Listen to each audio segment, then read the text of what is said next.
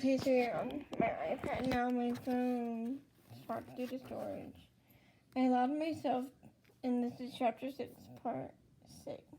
I allowed myself to let him see when I was hurting and to help me if I needed it. Cody and I have forged a life together from a strange and distant beginning.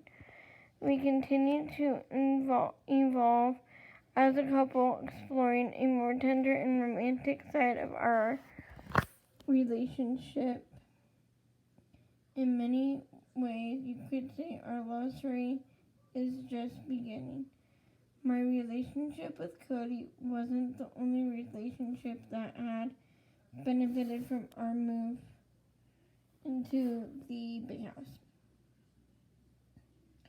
Once I finished school and rediscovered my self-esteem, I stopped taking others' criticism of me so seriously. I had to learn that I wasn't going to let anyone tell me how I should act, what I should do, or how I should behave. Once I stopped listening to everyone else's voices in my head, I began to relax around my sister wives. We came to a mutual understanding and collective respect for our similarities and differences. We done so much growing together, and like real sisters, we can look back on our own collective struggles, our major arguments and silly squabbles, and if not let them laugh, and if not laugh at them, at least shrug them off. Now we can't remember what half the fights were about.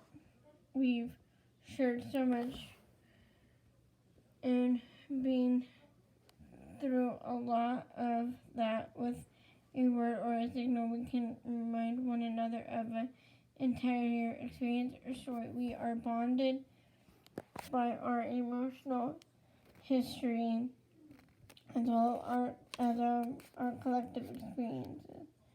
Our life together, however, is a still day-by-day basis. Every day we still have to check our natural reactions to things and temper them. We have to be careful not to say things to one another in a harmful manner.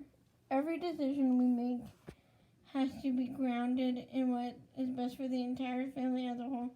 It's complicated, but it's worth it because we've created something rich and intricate. If I were to lose one of my sister wives or one of her children, I would feel as if I had lost them. Although Mary and Christine and I are very different in our natures, we have grown to share the same values. The family we have now is an amalgam of each of our individual habits. We have all contributed something to the way our family runs.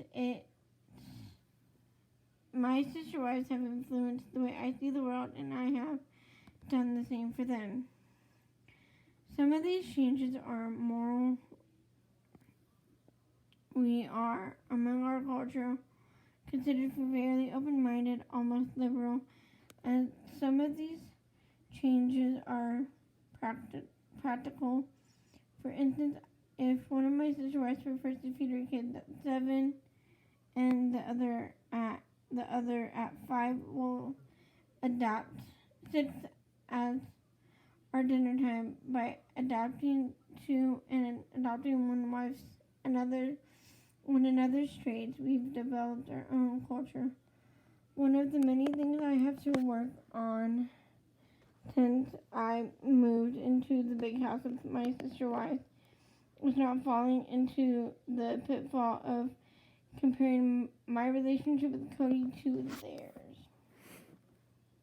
Comparison is the death of polygamy. It leads to debilitating unhappiness. For instance, if I see that one of my sister wives has apples, my instinct is to say that I want apples, even if what I really want is oranges. I have to be true to myself and admit what I want and not simply want something because my sister wife has it. I can't regret and say, Cody, you love her more than you love her more than you love you. You love her more because you give her apples and I don't have apples. Our marriages are individual and we don't want or need the same things, but awareness of what someone else has in her relationship can cause you to question yours. And this is where the danger lies. Cody is tender with us in different ways. He has different methods of expressing his love. Maybe he leaves love notes for one wife, sweet voicemails for another. Maybe the way of showing his love is by putting someone's kids to bed. These differences are vital to our lives. They are what make each of our marriage unique and special. Somehow, after 16 years, we have finally arrived at the ideal I envisioned when I accepted the principle. I was part of a happy, thriving family. We were able to make a decision as a group with a minimal of strife and bruised feelings. We had found our groove.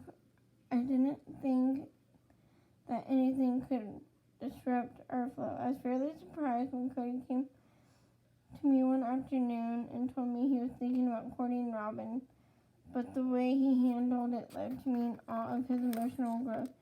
He had learned so much from all the years of marrying Christine and me. When Cody began to court Robin, it became clear to me that he finally empathized with the difficulty I'd been coming into the family. He showed that he learned from my struggles and was very careful about how slowly he integrated Robin into our lives. He allowed her ample time to get to know each wife and all of our children individually. When they were getting to know each other before they've been given permission to court, Cody would bring one of the wives or several of the children down to St. George in southern Utah to spend a weekend with Robin. In doing so, he made sure Robin felt as if she was going to be an important part of our family. He also let the family know that they were still as important as they'd been before Robin came into the picture. He was very protective of Robin so that when they eventually married, she would feel as if she already belonged in our midst. Cody and Robin's courtship coincided with a huge development in our lives. After careful consideration in this family discussion, we decided to participate in a reality TV show about our family. This decision went without complications. After all, there can be consequences when polygamous go public. But these unfamiliar waters certainly complicated Robin's entry into the family. We drew out her courtship with Cody and forced their wedding to be put off a few extra months. I was completely fine with Robin and Cody's courtship. It wasn't until after they got married that I started to struggle. It's hard to reconfigure your life, your needs, and your children's needs with a new wife in the picture. My mother explains this adjustment in a clever way. She says that wives are like spokes in a wheel. They keep the wheel balanced, grounded, and strong.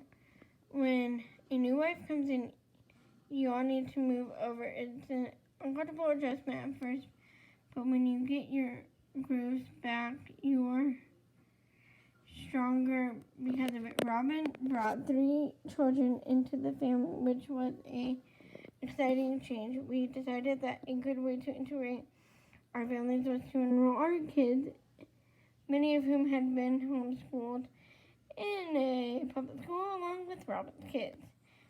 These are, of course, some of the parenting differences between the way we raised our children before Robin arrived and the way Robin brought her kids up. Since Mary Christine and I had so many children, we didn't have the time or the space to baby them. If something didn't get their way, tough. Get up, brush Brush yourself off, get on to the next thing. We're not catering to you.